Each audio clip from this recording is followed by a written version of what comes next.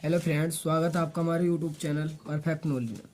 देखिए, फिजिक्स और केमिस्ट्री हमने दोनों समाप्त कर दी थी। ठीक है, आज जीव विज्ञान का जो पहला चैप्टर है और जो और भी चैप्टर है, 3 चैप्टर, मैं उनको समाप्त करूंगा इस वीडियो में। ठीक है, सारे समय कम है। ठीक है, देरी हो गई है ये मुझे भी पता है, लेकिन मैं भी मेहनत कर रहा हूँ। देखो, ठीक है, चलिए तो वीडियो स्टार्ट करते हैं। देखिए, जीव विज्ञान का पहला अध्याय है जैव प्रक्रम। तो इस चैप्टर से आपका 2 से 3 क्वेश्चन उठते हैं, 2 क्वेश्चन तो कंफर्म उठते ही उठते हैं। तो आप अच्छे से इस चैप्टर को पढ़ लीजिए। पहला क्वेश्चन लिखा है हमने, ऑक्सी या वायशीय श्वेशन तथा एनॉक्सी अवायशीय श्वेशन में अंतर। देखिए, कभी कभी पूछ लिया जाता है, इसलिए मैंने इसे लिख दिया है। अंतर बिल्कुल स्पष्ट होते हैं, आपको इधर का याद करना है, इधर का उल्टा। देखिए, इसमें ऑक्सीजन आवश्यक है और इसमें ऑक्सीजन आवश्यक नहीं होती है। इस क्रिया में अधिक मात्रा में ऊर्जा मुक्त होती है। इस क्रिया में ऑक्सी में क्या होता है, ऊर्जा मुक्त होती है। इस क्रिया में कम मात्रा में ऊर्जा मुक्त होती है। ठीक है, इसमें ग्लूकोज अणु का पूर्ण विखंडन हो जाता है, इसमें ग्लूकोज अणु का आंशिक विखंडन होता है। तो आप ये 3 है, 3 में से 2 भी याद कर लेंगे तो भी चलेगा। ठीक है, चलिए नेक्स्ट टॉपिक देखिए। नेक्स्ट आता है मेरा धमनियाँ क्या होती हैं। देखिए, ये रुधिर को हृदय से विभिन्न अंगों में ले जाती हैं। रुधिर क्या होता है, रक्त। देखिए, खून। ठीक है, तो ये हमारे खून को हृदय से विभिन्न अंगों तक ले जाती है, यानी कि और पार्ट्स में ले जाती है। आगे आता है सिराएं क्या होती हैं, ये विभिन्न अंगों से रुधिर वापस हृदय में लाती हैं। इनकी जो हृदय में वापस खून आता है वे कौन करती हैं, लाने का काम सिराएं। ठीक है, चलिए अब देखते हैं जो इम्पोर्टेंट टॉपिक है, वेरी वेरी मोस्ट, धमनी तथा सिरा में अंतर। धमनी तथा सिरा में अंतर देखिए, इसमें रुधिर सदैव हृदय से विपरीत दिशा में बहता है। धमनी में हमेशा जो रुधिर है वो हृदय से विपरीत दिशा में बहेगा। ठीक है, उल्टा। इसमें रुधिर सदैव हृदय की ओर बहता है, यानी कि इसमें तो हृदय की ओर बहेगा और इसमें विपरीत बहेगा। ठीक है, पहला पॉइंट क्लियर होगा। दूसरा, इसकी दीवारें अत्यधिक मोटी होती हैं। इसकी दीवारें यानी कि इसकी जो परत है जो मोटी होती है इसकी दीवारें। ठीक है, इसकी दीवारें पतली होती हैं। सिरा की दीवारें कैसी होती हैं, पतली, बिल्कुल। इसका रंग गुलाबी होता है। किसका रंग गुलाबी होता है, धमनी का। इसका रंग गहरा लाल होता है। सिरा का कैसा होता है, गहरा लाल। चलिए चौथा पॉइंट देखिए, इसमें कपाट नहीं होते हैं। धमनी में कपाट नहीं होते, इसमें कपाट होते हैं। इसमें बीच बीच में कपाट होते हैं, यानी खुला रहता है। ठीक है, तो ये है। चलिए, तो ये अंतर आपको जरूर कर लेने हैं, बोर्ड में आने के चांस हैं। ठीक है, चलिए नेक्स्ट देखिए। तो नेक्स्ट है लसिका। देखिए, लसिका क्या होता है, लसिका एक तरल संयोजी ऊतक है। ये तरल संयोजी ऊतक है जो अवकाश में भरा होता है। अवकाश में भरा होता है, इसे अत्यकोशिकीय द्रव भी कहते हैं। देखिए, समझ में नहीं आया होगा, लेकिन कार्य से समझ में आएगा। कार्य क्या है, देखिए, घाव भरने में सहायक है। वसा का अवशोषण, जो घाव आपको चोट लगती है उसे जो भरने में सहायक होता है, जो आपको वहां से पीप निकलता है उसकी बात है ये। ठीक है, वही सहायक होता है हमारे घाव भरने में। ठीक है, दूसरा रुधिर। तो रुधिर को आप जानते हैं क्या होता है, खून। देखिए, रुधिर एक तरल संयोजी ऊतक है। रुधिर में प्लाज्मा एवं रुधिर कोशिकाएं होती हैं। मनुष्य में सामान्यतः रुधिर का आयतन 5 लीटर होता है। सामान्यतः मनुष्य में कितने लीटर खून होता है, 5। कार्य, यह पीएच, शरीर का ताप व जल संतुलित बनाए रखता है। दूसरा, रुधिर प्रतिरक्षा का कार्य भी करता है। ठीक है, चलिए अब देखते हैं वेरी इंपोर्टेंट, लसिका और रुधिर में अंतर। ठीक है, ये आपको कर लेने हैं, पूछे जाते हैं बार बार। देखिए, लसिका का रंग हल्का पीला या सफेद होता है। रुधिर का रंग लाल होता है, आपको पता है। लसिका में लाल रुधिराणु नहीं पाए जाते, रुधिर में पाए जाते हैं। ठीक है, इसमें हीमोग्लोबिन नहीं होता है, इसमें हीमोग्लोबिन होता है। चौथा, यह हृदय में अंगों तक बहता है। यह हृदय से अंगों तक बहता है और वापस आता है। यह केवल एक दिशा में बहता है, अर्थात ऊतकों से हृदय की ओर। ठीक है, तो ये 5 पॉइंट हैं। आप 5 पॉइंट में 4 पॉइंट कर लीजिए पक्के, या 3 कर लीजिए, सॉरी 4 हैं, 1 2 3 4, 4 में से 2 कर लीजिए तो भी चल जाएगा। 2 नंबर में क्वेश्चन आता है, 2 या 3, ज़्यादा में नहीं आता है। ठीक है, चलिए नेक्स्ट देखते हैं। तो नेक्स्ट देखिए, नेक्स्ट वेरी वेरी इंपॉर्टेंट है, मैं पहले ही बता देता हूँ, वेरी वेरी इंपॉर्टेंट, आपको करना ही है, बहुत बार आता है। मनुष्य के पाचन तंत्र यानी कि आहार नाल का नामांकित चित्र बनाइए। आपको मनुष्य के आहार नाल यानी कि जहाँ से वो भोजन को ग्रहण करता है, पाचन तंत्र, जहाँ पाचन तंत्र होता है वो बनाना है। तो देखिए, कुछ उसके बारे में लिख देंगे कि मनुष्य की आहार नाल मुख गुहा से हो लेकर गुदा तक फैली 8 से 10 मीटर लंबी अत्यधिक कुंडलित नलिका होती है। इसे निम्नलिखित भागों में बांटा जा सकता है। ठीक है, तो उसका चित्र मेन है। तो देखिए ये बनाया हमने, आपको पूरा नहीं दिखाई दे रहा होगा। ठीक है, चलिए मैं पूरा दिखाने की कोशिश करता हूँ। तो देखिए अब आपको ये पूरा दिख रहा होगा। ठीक है, इस तरीके से आप इसका ये चित्र बना लेंगे। ठीक है, तो ये चित्र आपको ऐसे बना लेना है। बहुत ध्यान से देखिए, स्क्रीनशॉट ले लीजिए आप। ठीक है, चलिए तो आगे देखते हैं। तो इसके देखिए अब कुछ जो पॉइंट हैं जो इसके हमें वर्णन करना है इसके बारे में, वो है। तो देखिए मुख एवं मुख गुहाई का। तो मुख का आपको सबको पता है। मुख में क्या होता है? मुख में जिह्वा स्थित होती है। जिह्वा मतलब जीभ। मनुष्य के दोनों जबड़ों पर गर्त दंती, विषम दंती तथा द्विवार दंती प्रकार के दांत लगे होते हैं। यानी कि दांतों के प्रकार करेंगे, मनुष्य के मुंह में दांत लगे होते हैं। ठीक है, तो पहला आपको समझ में आया होगा इसी के बारे में, चाहे अपनी भाषा में लिख देंगे चलेगा। ठीक है, दूसरा आता है ग्रास नली। ग्रास नली क्या होती है? यह पतली तथा लंबी नलिका है। इसमें अनुलंब पेशीय बल्य पाए जाते हैं। इतना याद कर लेंगे, बहुत है। ठीक है, तीसरा अमाशय। अमाशय क्या होता है? यह आहार नाल का सबसे चौड़ा भाग है। अमाशय तथा ग्रास नाल के बीच जठर रांगमी अवरोधनी या कांडियम अवरोधनी होती है। ठीक है, इसके बारे में थोड़ा पढ़ लेंगे। नेक्स्ट आता है छोटी आंत। छोटी आंत भी देखिए, यह आहार नाल का सकरा तथा लंबा भाग होता है। मनुष्य में छोटी आंत लगभग 6.5 मीटर लंबी होती है। ठीक है, चलिए नेक्स्ट बड़ी आंत। बड़ी आंत देखिए, यह आहार नाल का अंतिम भाग है। अंतिम भाग है आहार नाल का क्या? बड़ी आंत। बड़ी आंत को 3 भागों में बांटा जा सकता है। पहला भाग ऊठंक या सिकम होता है, उसमें एक अंतनाल जुड़ी होती है। देखिए मैंने पूरा इसके बारे में नहीं लिखा है, आप बना के लिख दीजिए या पढ़ लीजिए। ठीक है, आप इतना भी करेंगे आपको पूरे नंबर एग्जामिनर दे देंगे। बस चित्र ध्यान से करना है। ठीक है, चित्र जो मैंने आपको दिखाया है वो चित्र अच्छे से बनाना सीख लीजिए। चलिए तो नेक्स्ट क्वेश्चन देखते हैं। नेक्स्ट क्वेश्चन क्या है कि मानव हृदय की आंतरिक संरचना तथा कार्यविधि का सचित्र वर्णन कीजिए। ये भी कई बार क्वेश्चन आया है। ठीक है, मैंने वैसे मोस्टली टॉपिक उठाएंगे। मानव हृदय की आंतरिक संरचना। चलिए तो आगे देखते हैं। तो देखिए मानव हृदय की आंतरिक संरचना इस तरीके से है। ठीक है, ये चित्र धीमे से बनाया गया है इसलिए अच्छा बना है। आप इससे भी थोड़ा खराब कैसा भी बनाएंगे चलेगा। बस हृदय और नाम याद रखना है। ये क्या है? बायां निलय है। ये विभाजिका है जो विभाजित करती है। ये दायां निलय, ये बायां और दायां। ठीक है, बायां निलय इधर और दायां इधर। दायां अलिंद, बायां अलिंद। ठीक है, शरीर के ऊपरी भाग में महाशिरा, फुफ्फुस धमनियां, फुफ्फुस सिराएं। इस तरीके से इसके पार्ट जरूर याद करके जाना है आपको। ठीक है, चलिए तो चित्र आपने देख लिया होगा, ध्यान से बना लेंगे। अब इसकी थोड़ी इसके बारे में लिखना होगा हमें। हमारा पंप हृदय, जो हमारा हृदय पंप करता है, तो हमारा हृदय मुट्ठी के आकार का पेशीय अंग है। इसके द्वारा ऑक्सीजन और कार्बन डाइऑक्साइड दोनों का परिवहन होता है। अतः ऑक्सीजन प्रचुर रुधिर, कार्बन डाइऑक्साइड प्रचुर रुधिर से मिले न, इसके लिए हृदय कोष्ठों में बटा होता है। ठीक है, इसलिए आप आराम से पढ़ लेंगे। देखिए वीडियो लॉन्ग ना हो इसलिए मैं थोड़ा स्पीड से करा रहा हूँ और टाइम हमारे पास नहीं है इसलिए। ठीक है, इसकी संरचना लिख देंगे। संरचना में आप चाहे जैसे दोनों अलिंद एक अंतरा अलिंद पट्ट द्वारा दाएं तथा बाएं अलिंद में बटे होते हैं। दाएं अलिंद में पश्च महाशिरा तथा अग्र महाशिरा खुलती हैं। वाय अलिंद में फेफड़ों से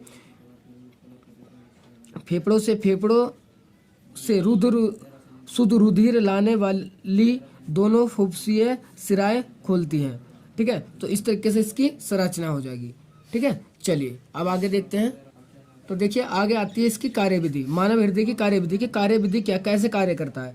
तो हृदय का प्रमुख कार्य शरीर के विभिन्न अंगों से रुधिर एकत्रित करके पुनः उसको शरीर के विभिन्न अंगों में पहुंचाना है। देखिए हमारे जो हृदय का काम है वो क्या है कि सारे अंगों से रक्त को खींचना, यानी खून को इकट्ठा करना और फिर सारे अंगों तक पहुंचाना उसे शुद्ध करके। ठीक है, ये हमारा मुख्य काम है हमारे हृदय का। आप याद कर लेंगे अच्छे से।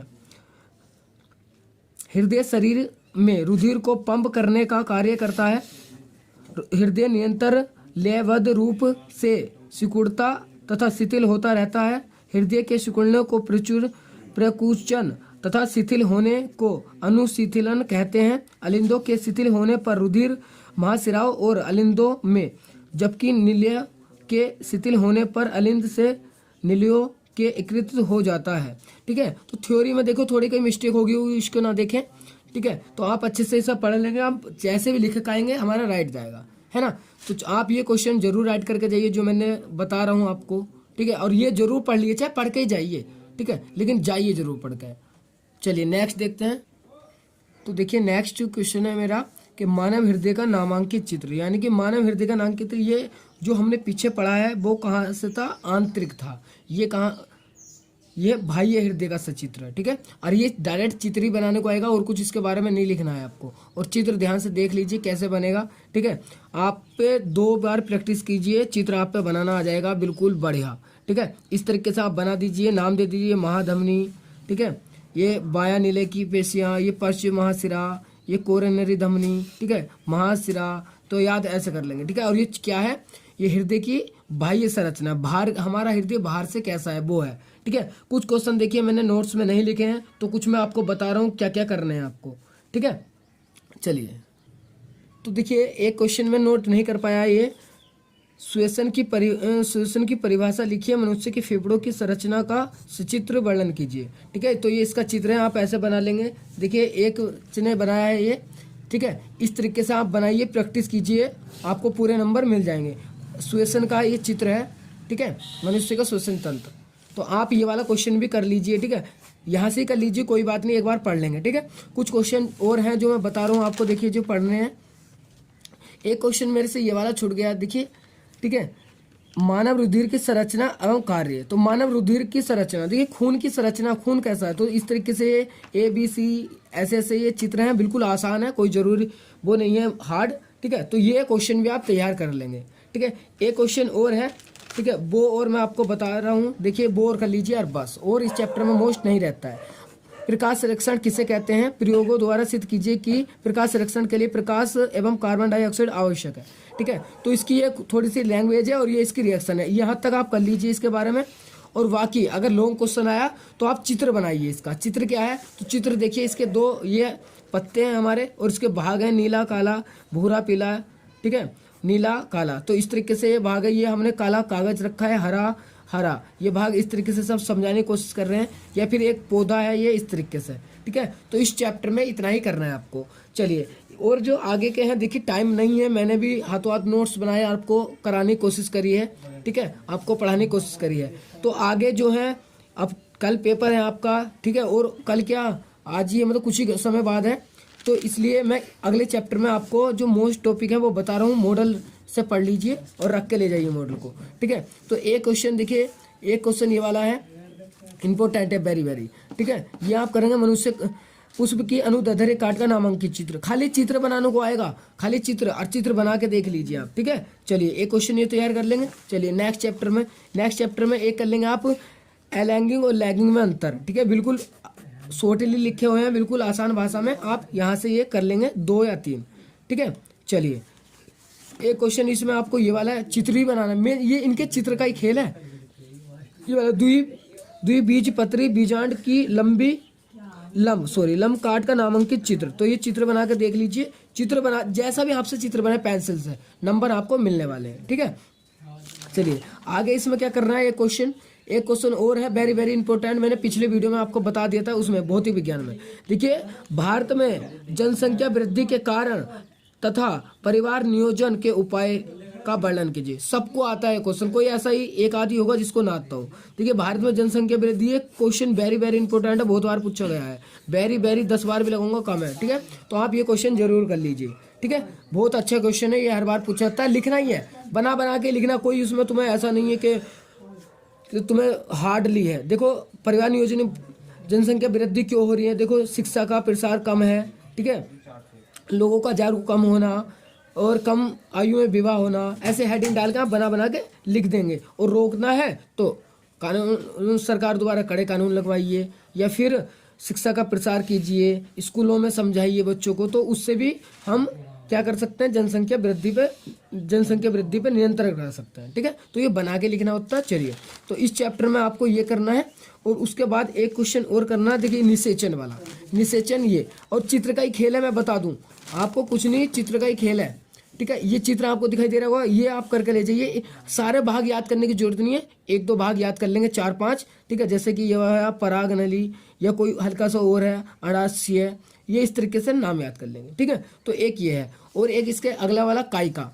देखो कायिका भी कभी कभी पूछा जाता है, कायिका जनन किसे कहते हैं, तो कायिका जनन इसके भी पेड़ पौधों से संबंधित है। आप ये चित्र बना दीजिए। ठीक है, लहसुन का है या आलू जो भी है, इसमें पत्ते सत्ते, ठीक है, ये आप बना देंगे। ठीक है, कलिकाएं हैं, ये पत्तियां हैं, ये पूर्व संधि है। ठीक है, चलिए इस चैप्टर में ये पढ़ लेंगे। और नेक्स्ट 2 टॉपिक और हैं, देखो ये भी आप पढ़ कोशिश करिए। चित्र मेन है इनमें, पूरी बायो में ज्यादातर चित्र है, तो चित्र आप समझ लिए। तो देखिए पुरुषों के जनन अंकों का सचित्र वर्णन कीजिए। तो पुरुष के जनन अंक का ये चित्र है, आप अच्छे से चित्र बनाइए बस, और भाग याद कर लीजिए क्या है। ठीक है, भाग क्या है, मूत्राशय है, मूत्र नली है, मूत्र मार्ग है, ठीक है, और ये वृषण है। तो ये आप कुछ नाम याद कर लीजिए। ठीक है, और नेक्स्ट एक और है, ये भी पूछ लिया जाता है बोर्ड में, स्त्री के जनन अंकों का सचित्र वर्णन कीजिए। ठीक है, सचित्र वर्णन कीजिए, तो आपको ये चित्र बना देना है, और ये इसके कुछ भाग अण्डाशय, गर्भाशय, ग्रीवा, ठीक है, इस तरीके से इसके नाम का वर्णन कर देंगे, और उसके बारे में बना के लिख देंगे, और आपका ये चैप्टर कंप्लीट हो जाएगा। ठीक है, चलिए नेक्स्ट चैप्टर देखते हैं। नेक्स्ट चैप्टर जो लास्ट है शायद, अनुवंशिकता एवं जैव विकास। ठीक है, इस चैप्टर में आपको क्या पढ़ना है, बहुविकल्प तो देखिए सबके पढ़ के जाइएगा। ठीक है, इस चैप्टर में आपको 1-2 क्वेश्चन इंपॉर्टेंट है, वो मैं आपको बता रहा हूँ, देखिए, और वेरी वेरी इंपॉर्टेंट है। ठीक है, चलिए तो इसमें एक वेरी इंपॉर्टेंट क्वेश्चन ये है, विस्तृत का मेंडलीव के आनुवंशिक के नियमों का उदाहरण सहित वर्णन कीजिए। तो ये वाला आपको करना ही करना है, वेरी इंपॉर्टेंट है ये। विस्तृत का पेज नंबर आपको 82 पे मिलेगा। ठीक है, मॉडल में 82 पे, कोई सही मॉडल हो आप वहां से कर लीजिए। और एक क्वेश्चन हो रहा है इसका, देखिए वो तो मैं सलाह दूंगा आपको, बहुत ये आपको करना ही करना। लिंग गुणसूत्र से आप क्या समझते हैं, मानव में लिंग निर्धारण करने की प्रक्रिया। देखिए मानव में निर्धारण कैसे होता है, तो उसके आपको स्ट्रक्चर बनाना पड़ेगा। स्ट्रक्चर किस तरीके से बनाना है वो मैं आपको बताने की कोशिश करता हूँ। ठीक है, देखिए स्ट्रक्चर ऐसे बनाना है। देखिए ये हमारा पुरुष है और ये स्त्री है। पुरुष में जो गुण होते हैं XY होता है, और जो महिला में होता है XX होता है। ठीक है, तो आप कैसे बनाएंगे, देखिए मैं यहाँ पर पेपर पे बनाने की कोशिश कर रहा हूँ। देखिए इस तरीके से आप ये 2 बनाएंगे, इसमें लिखेंगे XY, इसमें लिखेंगे XX, इसके ऊपर लिख देंगे पुरुष, इसके ऊपर लिख देंगे स्त्री। फिर इसमें से 2 ये निकाल लेंगे इस तरीके से, इसमें लिखेंगे X, इसमें लिखेंगे Y, इसमें 2 बनाइए, इसमें भी, इसमें लिखेंगे X, इसमें लिखेंगे X, क्योंकि महिला में XX होता है खाली। ठीक है, ये X है। अब इससे अगर इसका इसने ये मैच करा तो हमारा आया XX, और इसने इससे मैच करा तो हमारा आया क्या, X, अच्छा ये सॉरी Y था, ये वाला ये Y था इसका, है ना, ये Y, तो XY आया और ये XX आया। ठीक है, तो XX पे स्त्री क्या बनेगी, लड़की बनेगी, लड़की, और ये लड़का। ठीक है, अगर देखिए अब इसका इससे तुमने इससे इसका तो करा दिया, इससे इसका करा दिया। अब इससे अगर इसका मिला तो क्या बनेगा, XY, तो लड़का। ठीक है, और इसका और इससे मिलाएंगे।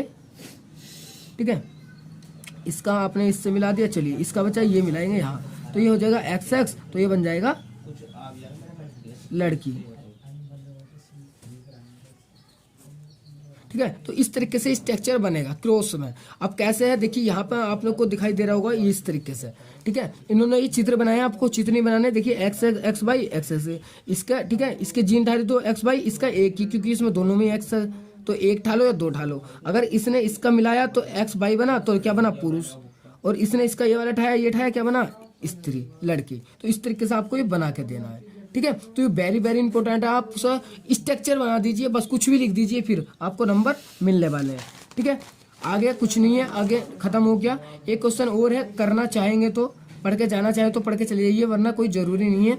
यह लैमार्क बात का उदाहरण सहित विस्तार से वर्णन कीजिए, लैमार्क। ठीक है, ये वाला क्वेश्चन। ठीक है, तो देखिए मैंने टाइम कम था, इस वजह से ही ऐसे करना पड़ा, नहीं मैं आपको नोट्स ली बहुत अच्छे से पढ़ाता और बताता। टाइम कम है हमारे पास, इसलिए मैंने कुछ जितने नोट्स बने उससे पढ़ा दिया, बाकी ये मॉडल से आप ये कर लीजिए। ठीक है, जैसा कि आपको पता है कुछ समय बाद, कुछ घंटों बाद आपका पेपर है, पढ़ के जाइए, एक बार वीडियो देख के जाइए और पढ़ लीजिए, चाहे इसमें से ही। ठीक है, चलिए तो आशा करता हूँ आपका पेपर अच्छा जाएगा, ठीक है। चलिए, और उसके बाद अगर आपके पास मैथ है तो मैथ की तैयारी कराएंगे हम कुछ मोस्टली क्वेश्चन, बाकी तब तक के लिए धन्यवाद।